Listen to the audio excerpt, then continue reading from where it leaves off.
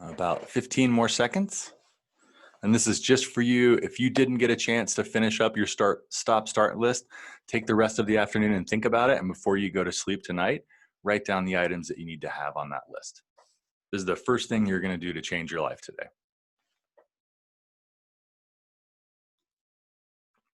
Okay. So next thing I want to ask everybody is how many people take their cell phone into their bedroom at night? Just raise your hand if this is something that you do. Okay. Another life-changing thing that we're all going to do is we're going to stop taking our devices into the bedroom at night. There is a very specific reason that I chose this stock image of this woman. The blue light that comes out of your tablet, your cell phone, your computer, or even your television prohibits your brain's production or release of melatonin. So melatonin actually helps our body go to sleep. It's how we stay in that circadian rhythm of rising and sleeping with the sun. And these devices actually emit the blue light that inhibits our brain from releasing that. So by reading a Kindle or looking at your phone before you go to sleep, we're making it so we can't go to sleep. The other really significant disadvantage in this habit is the 10 minutes before we go to sleep and the first 10 minutes after we wake up, your subconscious is a sponge. So we're putting into our mind all of these things that are going to be with us forever. So when you go to bed, don't be watching, in my place, they definitely don't be watching CNN or what's going on in politics in my country. It's terrifying. So I go to sleep and I listen to a guided meditation or something that's positive.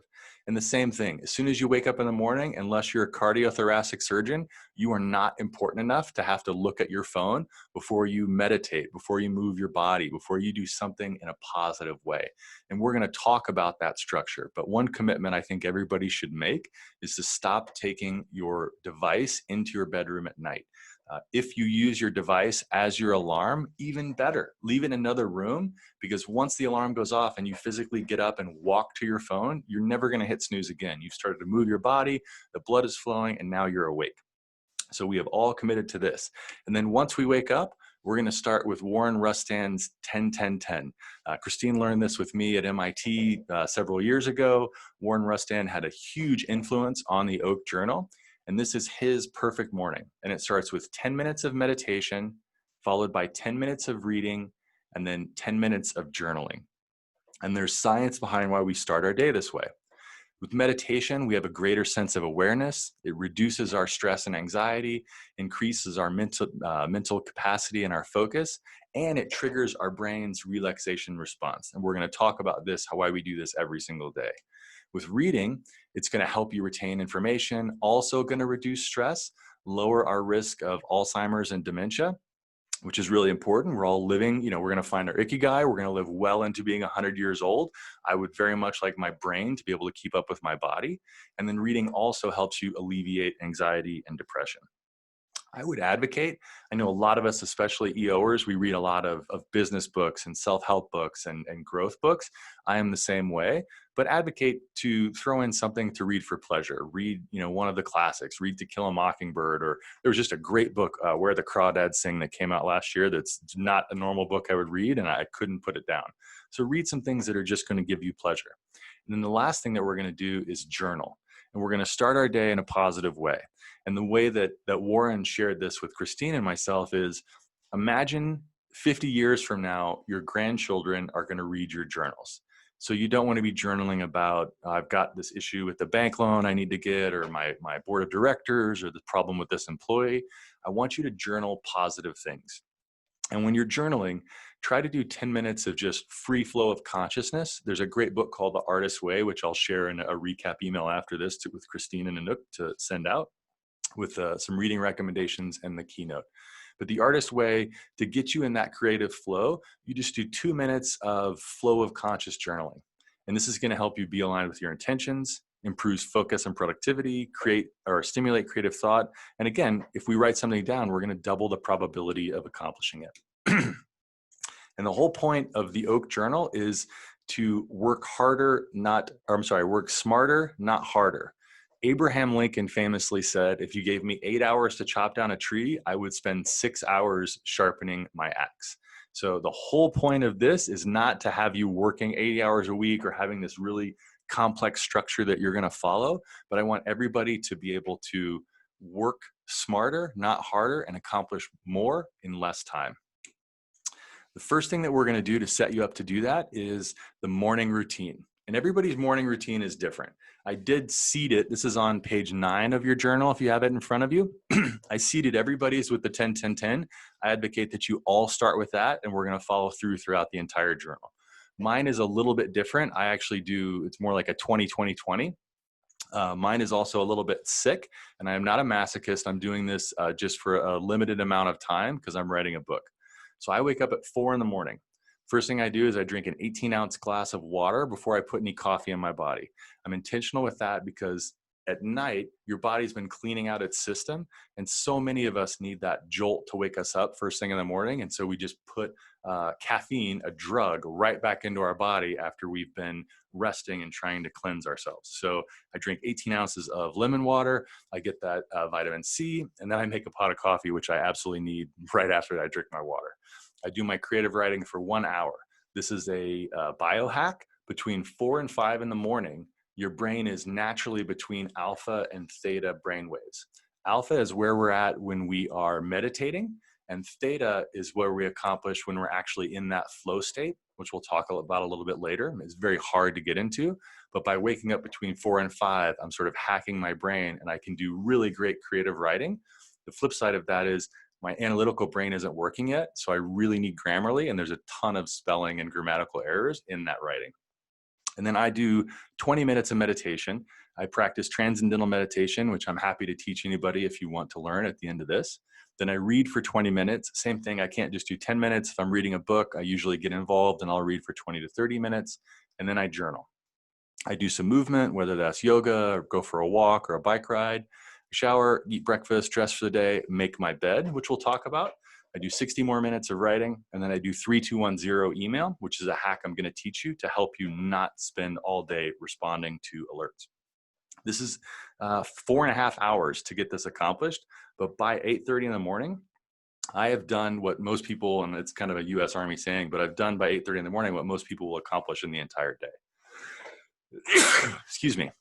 So this is my morning routine. This is only my morning routine for the next 90 days because I'm working on a book. I'm not going to continue to wake up at 4. I'm going to push that back to 5 or 5:30 and go back to my normal routine. But think about your routine. What do you need to do to set yourself up for success every day? I would love for you to do the 10-10-10 to start it, but maybe you ritually go for a bike ride, or maybe there's making breakfast for your family. What are the things that you need to do every day to set yourself up for success?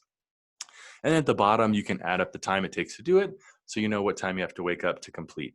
And then there's the same shutdown. What is your evening routine? Floss and brush your teeth, do your meditation, etc.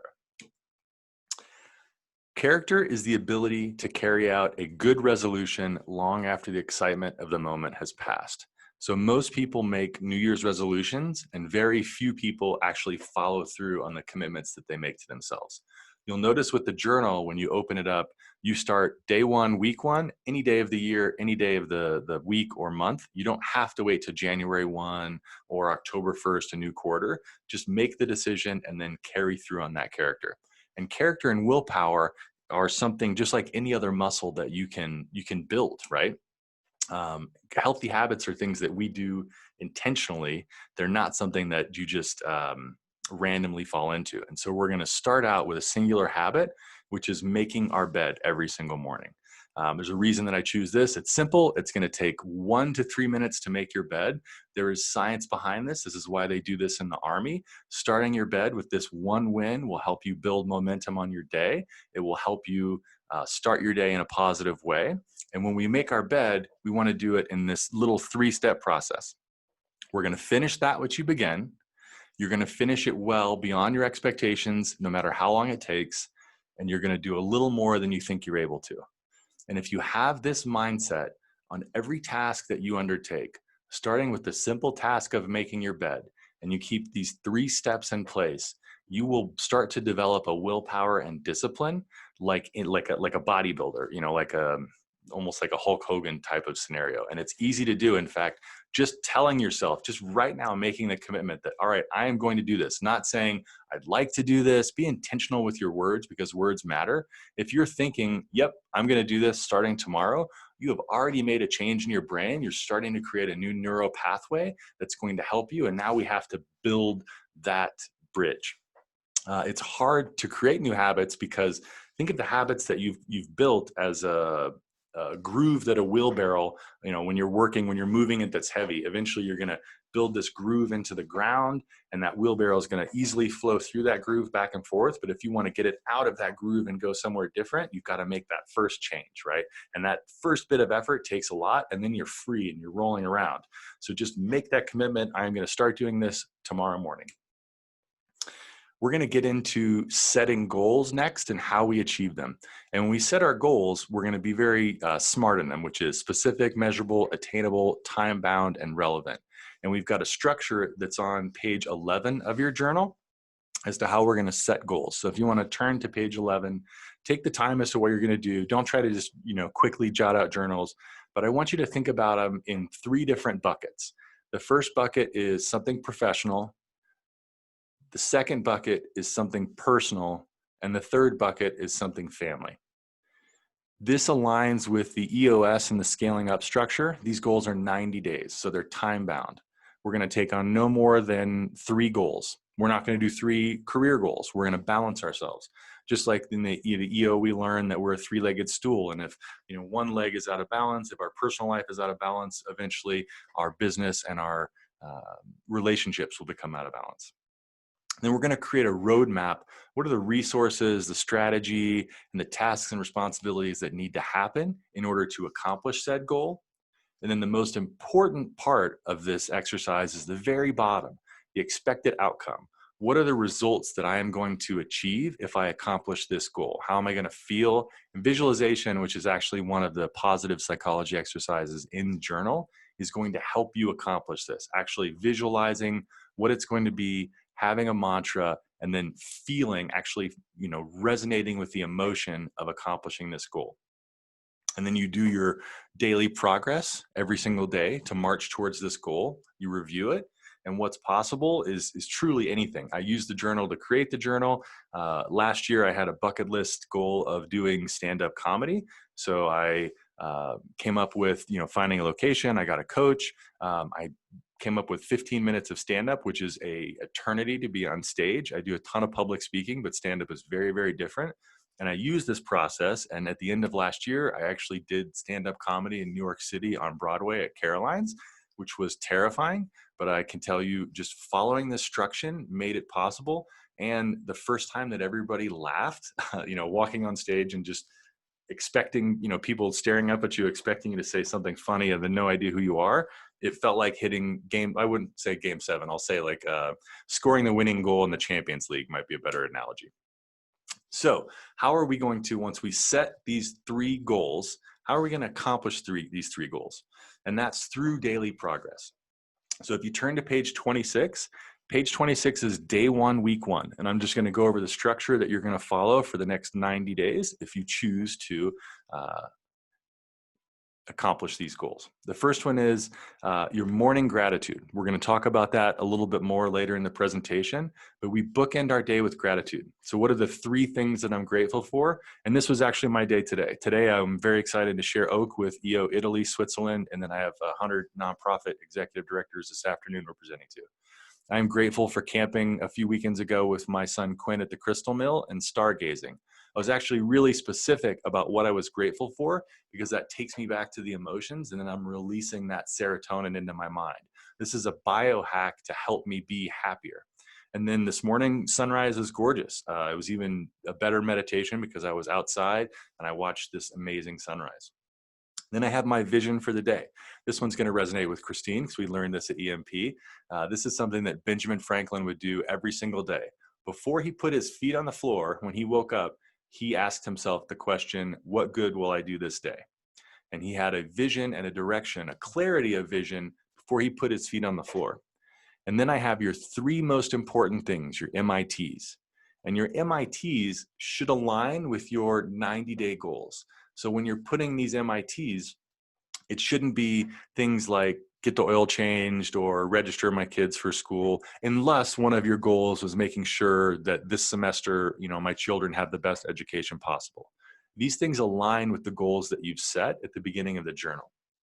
And then the today at a glance is actually a calendar. I know you have your calendar in your phone, in your computer, but I want you to write everything out every day. Most people write to-do lists, and to-do lists don't get done because we don't give ourselves time to accomplish these tasks during the day. So I want you to be intentional with what we put in our calendar.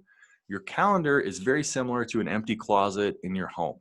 If you don't be intentional with what you put in that closet, eventually it's just going to get filled with crap that's meaningless, and it's going to be overflowing. And your calendar is the exact same thing. So give yourself time to do it. Carve out everything that you're going to do. Even this afternoon at lunch, I'm having a Nerf battle with my youngest son because it's his birthday this weekend and that's his favorite thing in the world. And I want to make sure I make his day amazing. And so we are going to do that over my lunch hour today. And then at the end, we bookend our day with gratitude. On the right-hand side of the page, at the top, there's 4 little check marks. There's your 10, 10, 10, tracking your habits, your morning and your evening routine. Now, those are intentional little tricks to give you a bit of dopamine. So when you do these things, when you actually check a box, there's a little bit of dopamine that you get in your brain, and that's your brain's, I'm winning, I'm accomplishing things, I'm winning the race, I'm closing the deal. It's not the healthiest of all the biochemistry, the neurochemistry that we're going to talk about today, but it is important. And we're going to track our habits, and we're going to track if we do our morning routine or evening routine. Every day has an inspirational quote. I put these in place, and I'm still blown away how many times when I read them, it's exactly what I needed to hear that day. So take the just moment to read that. And then I wanted to give you enough of a blank page that you don't have to carry multiple journals. So if you're taking notes in a meeting or a phone call, things like that, you've got a blank page to do that. This is the structure for every single day to follow for the next 90 days. The gratitude is a really important piece. The reason that we start and end our day with gratitude, again, based on neuroscience, happy people are grateful. It's not that our grateful people are happy. It's not that just happy people have gratitude. I know a lot of really wealthy, miserable bastards that work really hard and have a lot of money and a big house, and they are incredibly unhappy. And I know a lot of people who have what we would say is almost nothing, and they're the happiest people. And so being intentional with your gratitude. And like I did in my morning gratitude, be very specific with it, because the more specific that you get with it, I mentioned camping with my son Quinn. I also mentioned stargazing, specifically because when we were laying in the tent, he said to me, "Dad, this is the best moment of my life." So that, even just saying that too, I get this huge rush of serotonin and oxytocin. I'm happy, I feel that love, and that's helping me be happier. I'm hacking my brain by just being intentional with remembering that. The next thing that we want to do is the daily progress. So a journey of 1,000 miles starts with the first step. And there's a story that Jim Collins talks about in his most recent book, Great by Choice, about 2 expeditions to the South Pole. The first one was led by a Norwegian, Roald Amundsen, and the second expedition was a British expedition led by Robert Falcon Scott. And for all intents and purposes, they were basically prepared the same number of members, same equipment. But the one difference was the Norwegians, Amundsen, had this mantra of the 20-mile march. No matter what the conditions were, they would pack up their camp and they would try to make 20 miles of progress towards their goal of the South Pole. The British had a different mindset in that when conditions were poor, they would hunker down and wait for ideal circumstances, and then they would try to go 100 miles or 50 miles. They would try to make up the time that they lost when conditions were poor. And the difference was the Norwegians ended up reaching the North Pole 3.5 weeks before the British. And they didn't always make it 20 miles. Sometimes they would only make it a mile or a half a mile. But every single day, they had intention. They had their 20-mile march mantra, and they made daily progress. It's very easy to put things off. I don't know how many people want to write a book, or they want to go to Machu Picchu, or they want to see Hawaii, and they live their entire lives and never accomplish these goals. Another one of my favorite sayings is kind of silly, but a movie quote, Ferris Bueller's Day Off. Life moves pretty fast. If we don't stop and look around once in a while, we could miss it. So what are we not doing that we should be accomplishing?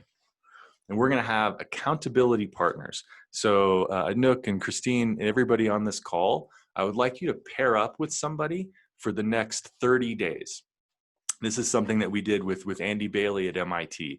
And for the next 30 days, I want you to, with your accountability partner, you're going to take a photo of each day in your journal, and you're going to capture your morning gratitude, your vision for your day, and your 3 most important things. And you're going to text a photo of that to your accountability partner. And when you receive your accountability partner's text, do not just, scroll through it. Actually read what they're doing. What are their intentions for the day? Maybe they have a very important meeting and you have a connection, or even a word of encouragement is going to help them crush that presentation that they have. Or maybe they're struggling with something with their family that you could just give them some positivity. Or just even responding that, hey, great job crushing that presentation yesterday. I know you were stressed about it. So give that feedback back and forth. Also, nobody's perfect. So if you miss a day, if both you and your accountability partner miss a day and no email or no text goes back and forth, forgive yourselves and just try to not go 2 consecutive days without having this habit. Nobody's perfect. You're going to take a Saturday off. You might miss a Wednesday that you're just slammed, and absolutely not even pick the journal up. Don't stop the journey there. Make sure you get back on the horse the next day. So accountability partners, it's so much easier to let ourselves down, but when we have somebody else that's depending on us, it's much, much, much easier as humans to follow through. All right, finding your flow state. So there's a hack that I want to teach you here. Is everybody familiar with what the flow state is? Yeah, yes, no, some? I'll give a quick summary. Flow state is a place that you get into where mentally you can solve the hardest problems. You can be your most creative and innovative version of yourself. And all of this stuff happens effortlessly. And the reason that this happens is when we get into the flow state, we are so laser focused on this one, whether it could be something as simple as doing your taxes or designing a logo. Willie Nelson is a great example I like to share. When he writes songs, what he does, Willie will just get in his truck and he'll start driving down the highway. And when you're driving down the highway, that's actually a really easy way to get in the flow state, kind of like being in the shower. You're only thinking about keeping the truck between these 2 lines. The consequences, if you're not paying attention, are pretty dramatic and significant. And he drives, eventually gets in the flow state, and a song comes into his head. And when he has it, he turns around and drives back. So how can you, with our busy lives, get into this flow state? And one of the hacks is core hours. Core hours comes from software development. It was running an agency. I learned that I could go up and I'd have a 30-second question. I would ask a developer and I would derail their thought. And it might have taken them 20 minutes to get into that focus as far as writing that code or solving that complex problem. And the 1-minute question that I needed to answer actually derailed their productivity for 40 minutes. The 20 minutes it took to get there, and then the 20 minutes it takes to get back. So we practice time blocking or core hours. In your calendar, you will block out 1 hour, 2 hours, and at that time, you will turn off all alerts. You will turn off Twitter, you will turn off your email, you will silence your phone, or even better, put your phone on airplane mode. This is like Forum. We don't need to hear it vibrate. That vibration is going to have the same impact as it's ringing. And if you do that and then start working on the task at hand, you will naturally just get into that flow state, that laser focus where everything else fades away. Now, what I do, I actually trick it one more time, and I use an hourglass, because I find when I do this and I get into my core hours and I get into my flow state, when I was using an alarm after 1 hour, I would immediately be pulled out of that. The alarm would go off and everything would stop. But when I switched to using the hourglass, I found that I might carve out 90 minutes to be in the flow state, but I would spend 3 hours working on a project because I would get so focused on it and be such in a state of flow that I wouldn't want to stop. And then I would realize when, like, oh my gosh, I have to go to the bathroom, or I haven't eaten in 3 hours, and then I would stop. So whatever works for you, alarm or hourglass. But the most important thing is you've got no alerts going on during this time. And when you're doing this, first things first. So I'm sure everybody in this call has read 7 Habits of Highly Effective People. If you haven't read it, you don't really need to. You can read the 7 bullets or summary, and that's it. But the most important habit is first things first. You know, if you have to eat a frog, eat it first thing in the morning. If you have to eat 2 frogs, eat the biggest one first. We do the hardest things first thing in the morning because in the afternoon, we're going to be tired and it's going to be even more challenging to accomplish the hard things. So first things first is the most important habit of the 7 habits of highly effective people.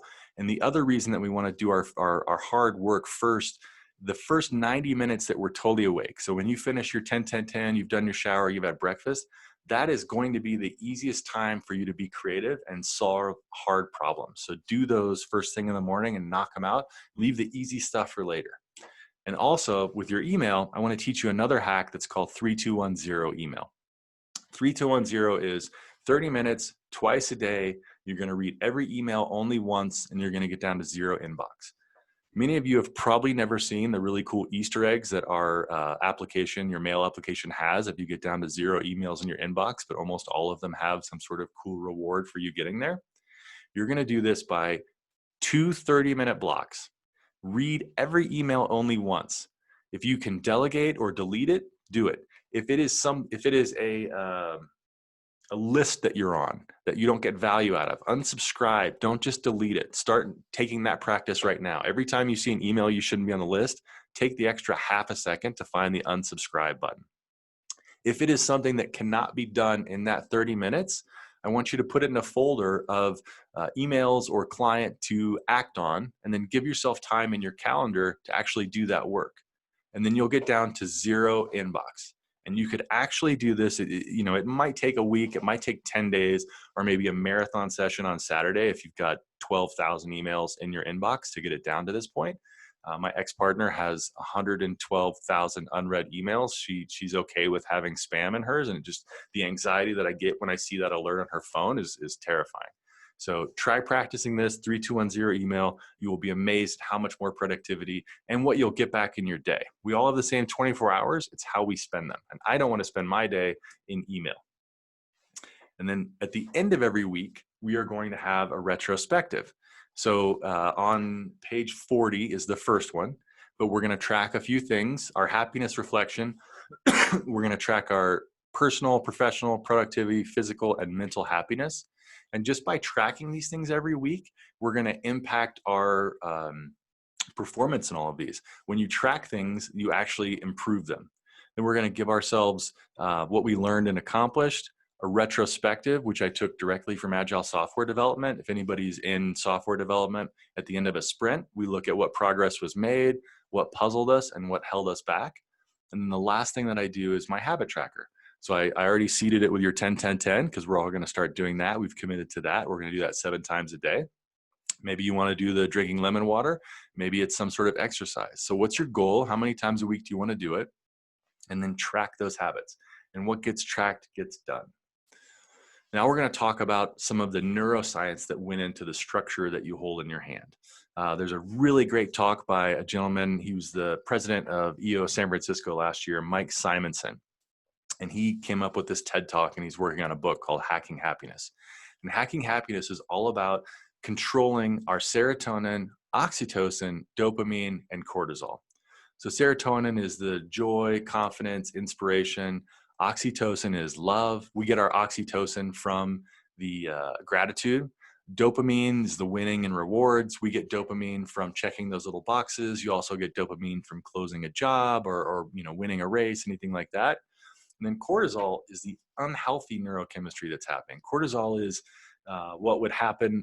We would get cortisol elevated when we would hear a sound in the bushes, 1,000 years ago, and our ancestors needed to have a flow of adrenaline and our pupils needed to dilate so we could see more into the dark forest and figure out, is that something that can eat me or not? And do I need to flee?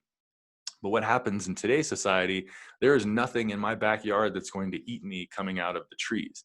But we get that same cortisol from traffic or from, frustration, a fight with our partner, anything like that. And most entrepreneurs live in an elevated state of dopamine and cortisol.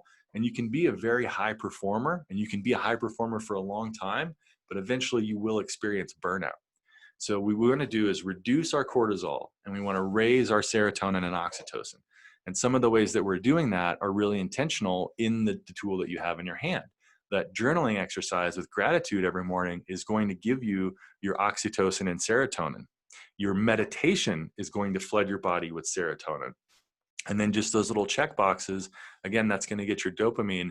And doing the meditation and gratitude journaling actually naturally reduces your cortisol. So again, the tools that you have in your hand are based on science to hack your neurochemistry to help you be more creative, happier, and more productive. Mike's got a great TED Talk on this. I'll share it with Anouk and Christine to send out to the group afterwards if you want to watch Mike's talk. And he's amazing speaker, and this is his science. If you don't know this gentleman, Wim Hof, he is a crazy Dutchman that has actually established a system called the Wim Hof method that is a combination of breath work, meditation, and exposure to cold. Wim Hof has accomplished incredible things. He's done a marathon on the Sahara Desert without drinking water. He has summited icy peaks wearing only shorts and a pair of shoes. He has built up this tolerance to cold using a breath work. This breath work floods our body with oxygen, and it actually reduces the cortisol that we have. So I will share a couple links on Wim Hof, but this gentleman has sort of mastered that hacking happiness. And the other reason that I share the Wim Hof method, they've done a lot of studies with him, and he actually boosts his immunity. This is not in any way something that you should take as a substitute for social distancing or like the end to COVID, but this is something that I've been practicing to just boost my immunity system. And cold showers is a great way to do it. All right, I've got a few minutes left, and then I want to have questions. So I'm going to go through our positive psychology exercises. The one thing that I've done in the book is at the end of every single week, you have a positive psychology exercise. The first one is the 4 7s. And I want to go ahead and do this one exercise, but I want to be really mindful of time so everybody's finished exactly on time. So we're going to spend just 2 minutes. Turn to page 137 in your journal. And while you're turning to page 137, I'll explain the exercise of the 4 7s. The first 7 is, I want you to imagine that you have 7 years left to live. You know that September 19th, 2027, you are going to leave this earth. What do you still want to accomplish in this life? What are the things that you are going to make sure happens? You have 7 years left to live. You know this definitively.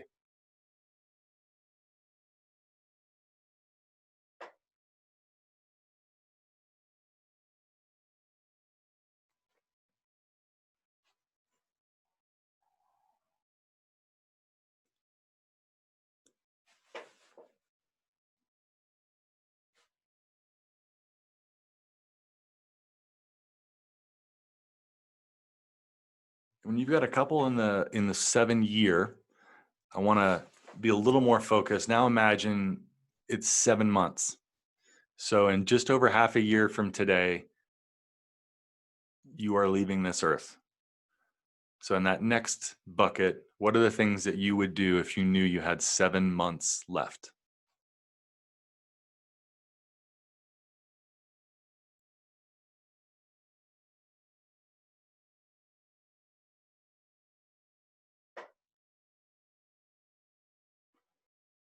And the third bucket starts to get real hard now. We're looking at 7 weeks. So we don't even have 2 months left. Before Christmas, we are leaving this planet. What are you going to do with that time?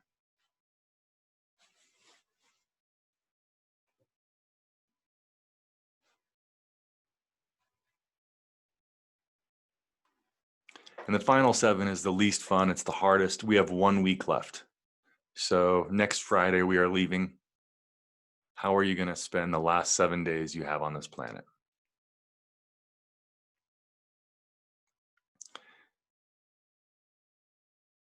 This exercise came from hospice care providers, actually people that their job is to help those that are transitioning out of this life, and the lessons that have been learned from hospice care providers.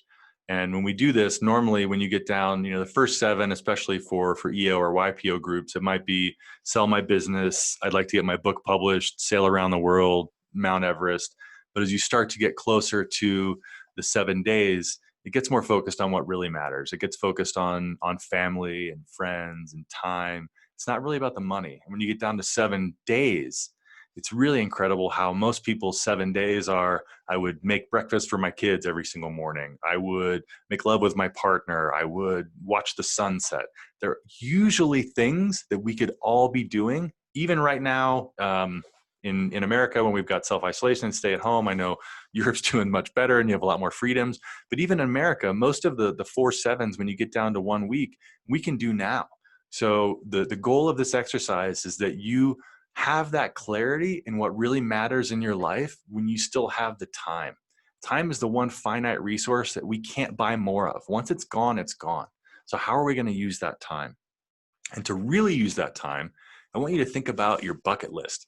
This is another Warren Rustand thing that I took.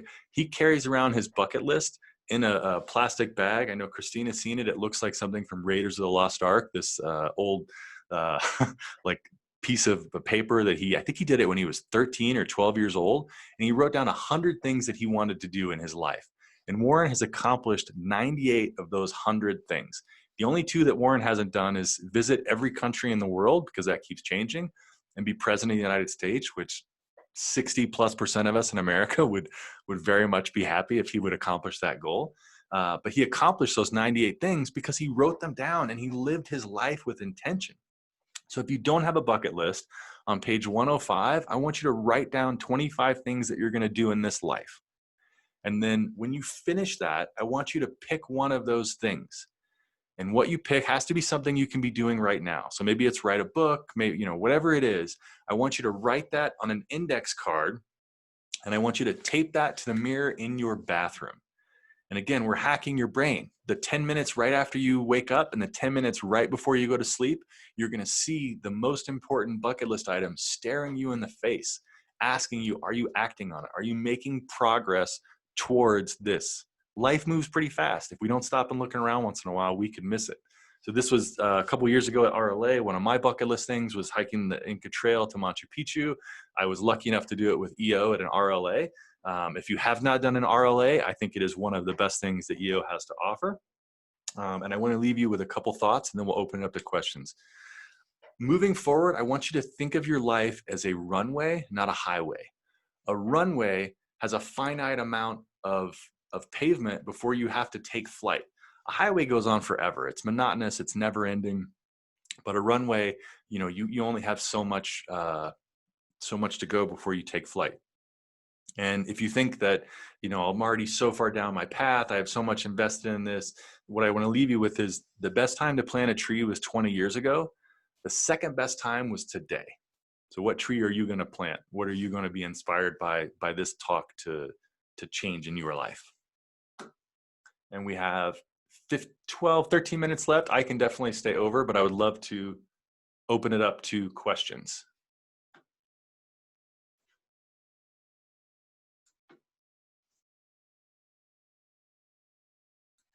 When you have a question, just thank you so much, Keith.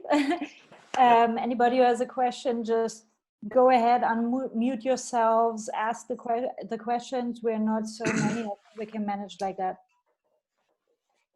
I've got one. If you take your mobile out of the bedroom and you use that as an alarm clock, you're waking up the whole family at 4 a.m. Are they happy with it?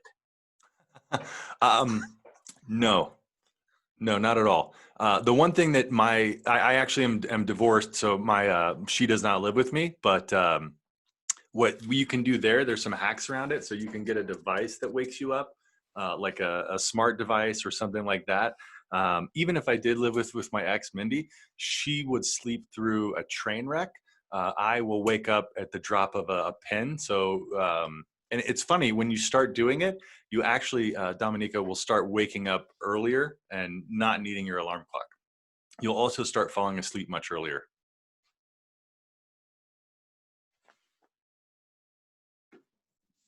Keith, one question. Oh, sorry. No, sorry, Natalia's on this call. Just one thing, Keith. You mentioned before, the blue screen before going to bed, not so good. Does this also include Kindle, and do you have to all go back to the good old book format and chop down trees? You know what? I think Kindle has done a better job. I will research that because I don't know the answer to you if Kindle is better than a tablet. I know that a Surface and an iPad very much emulate that blue light, but I know Yeah. Kindle's done a lot of work, even just for the readability if you're sitting out at a poolside or something. So I will take a to-do on that, and I will get you the answer because I don't know. Awesome. Thanks. Thank you, Keith, for this great talk. I have one question. You always refer to a journal in this presentation. I might have missed something, but what is the journal you're referring about that we've seen? Keith, can I answer this? I'm really sorry, everyone in EO Switzerland. We ordered the journals, but they only arrived yesterday. It looks like that. And Okay. everyone who participated from the EU Switzerland, will get this in the coming days. We're going to send it to you. Yes, sorry, we just, but yeah, Keith, now you can take over. Thank you. Yeah, just for your Italy, you should have one by now. If you don't have them, let Anoop know. We also got you some. Thank you. Yeah, the journal actually was, it started from the EMP class. So like I mentioned, I've had my agency for at the time it was 19 years when I first started working on this project. And I'd learned so much through EO. I've been in for 8 years. The first 15 years of my business, I was just stubborn and would work hard and do 90-hour weeks or whatever. And EO really taught me how to be an entrepreneur. And then the EMP program, which I think is by far the most amazing thing that EO offers. I left year one and just was trying to distill all of the learnings down into a tool. And then I worked on it for 3 years actually to come up with this methodology. So the first few years I was just bullet journaling and actually creating this format. But you all have the journal. It is truly birthed from EO in this organization, and I'm very honored and humbled to be able to share it with you.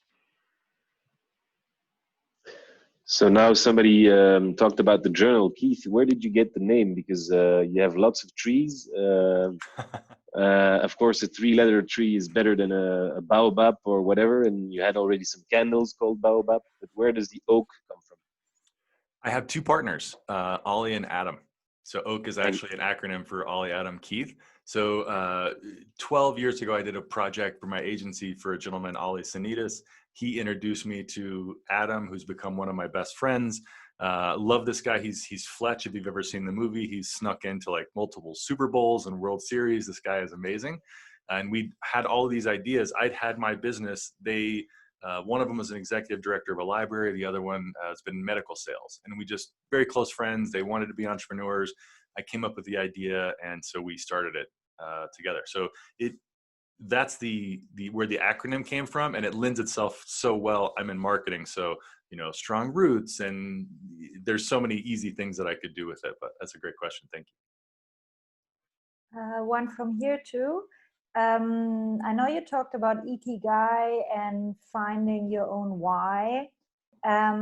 I find that especially difficult. Are there more tools you could maybe show us or specify a little bit closer how you got into to dig into your purpose? Yeah, that's a great question. It's not an easy process. And I think a couple pro tips. One, I really struggled with trying to cram my why into my business that had become my identity. And so I was cheating myself. It actually, ironically, and Natalia's on this call, but I found my why at Machu Picchu, and there's a lot of deep soul searching. But the thing I would give you as a guide is, what would you do if you didn't need money? How would you spend your time? So start by trying to answer that question.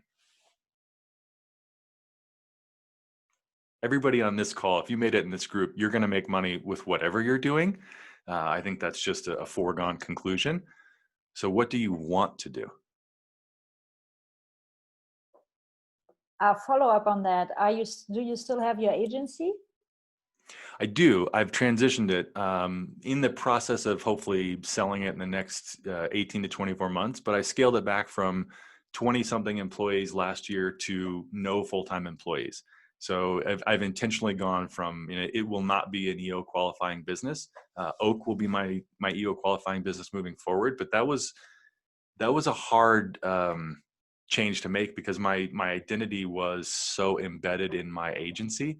I mean, to the tone that it was literally named Zen Man, which is my nickname because I'm Buddhist. So it's making an exit a little bit harder. But I've gotten to the point where even if I just give it to another person that's a qualified, would keep it going. I don't have the ego attached to it anymore, which had a large dollar sign associated with what I felt the agency was worth. Keith, I have a question to your morning routine. In theory, I'm a huge fan of it. In practical terms, I go through phases where I'm like, I get up at 5, do my meditation, do my yoga, then do some journaling. That lasts about, I have phases where it lasts 2 months. And then, I mean, the hardest bit about this, it also requires going to bed early if you want more than 5 hours sleep. I just don't know how anyone has the stamina to really follow this through across like multiple years or months or. I've been doing the 4 a.m. for 3 months, and I'll probably do it for 2 more months, and then I'll push it back to 5 a.m. I think 5 a.m. is a lot more realistic. 4 a.m. I'm doing intentionally because of that alpha and theta brainwave state, and I'm trying to work on a book. I think we could all get up, 5:30, and you're still going to get all of the benefits of having those first couple hours before the phone's ringing, you're getting email alerts, and things are going crazy. So do something that's realistic to you. The other thing that I found is at the end of the night, I was really doing the same stuff. I watch way too much news in America because I'm just terrified of the state of my country, and we'll probably be Dutch in 45 days if things don't change. So I might need some help there.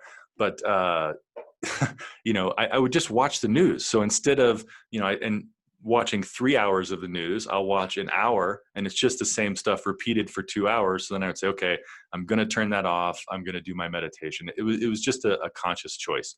But I'm also kind with myself and forgive myself. Like there are some nights where, stuff is just crazy. I really want to watch the news, or geez, I need to zone out. I'm going to binge Cobra Kai tonight, and I'm not going to wake up tomorrow morning. I play a pretty ridiculous online poker game every Friday. We go till 3 a.m. So Saturday is, but I take a nap on Friday and just try to balance it. The one thing that's really important, Christoph, is that you do get at least 6 hours of sleep. And even if that's taking a nap during the day or something, but if you're getting less than 6 hours, we're for all intents and purposes shorting in our lives. Yeah. So you like across the year, you manage to get like, let's say 90% of the time you do manage to keep your morning routine. It's just a non-negotiable for in a very healthy, balanced way. 100%. But I will say that it's not going to be, once I finish the book, the 4 a.m. will get pushed to 5:15. Crazy, man. You're a slacker. I mean, sleeping in every morning. Yeah. Okay, thank you. Thank you, Christoph. Can I ask a personal question, Keith? Of course. If I was to ask Quinn what your best and worst side were, what would he answer? Best side, he would say that I will play with them and do whatever they want. So like the fact that I know his favorite thing is Nerf guns. His worst side, and I will just be EO forum honest, he will say he's writing a report on bees, and he learned that bees don't like smoke and how important bees are, and he knows that his dad smokes, so he wishes that his dad didn't smoke.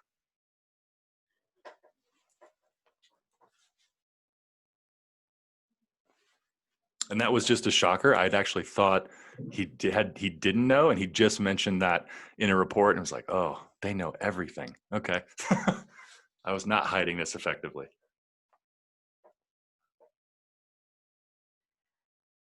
Amazing. So we are at the hour mark, and I want to be respectful of Keith's time, your time as well. Is there any last minute question? Okay. Well, Keith, thank you so much. I really loved the session. Now, I've had this oak journal sitting in my in my drawer for a couple of months because maybe I was a little bit afraid to start, but I'm definitely going to start now. Find an accountability partner. And yeah, thank you so much for explaining many enlightening moments in there. And yeah, thank you also for being you, for being so approachable, so easy, so willing to talk to everybody. Like, fantastic. Thank you so much. Thank you. It was truly an honor to share. And Christine, please, well, you all have the EO app, so feel free to reach out directly with any questions. You can all email me, call me, text me, WhatsApp me, and I'm available for anything you need. Oh, wait, I'm going to put an email address in the chat, staff@eonetwork.it. This is the email address of Anouk, our lovely chapter manager, and she will have access to the recording of this session, any material Keith might send through, the how do you say that, the slides, and all of that. So please write to her. And Keith, anything you can share then on this email, we are really grateful. Any reading tips or whatever helps us on our journey, we really appreciate it. And thank you very much. It was very inspiring. Amazing. I will do that. There's also a couple of videos that I normally share in the presentation, but they just don't work on Zoom. So I'll put them. There's a great one by Brother David Stein on the importance of gratitude. So I'll put a robust email and send it to everybody. Thank you so much. Thank you for your time, everybody. Have a nice day wherever you are. Bye-bye. Bye-bye from Italy. Ciao, ciao. Ciao. Ciao. Bye, everyone. Bye-bye. Thanks.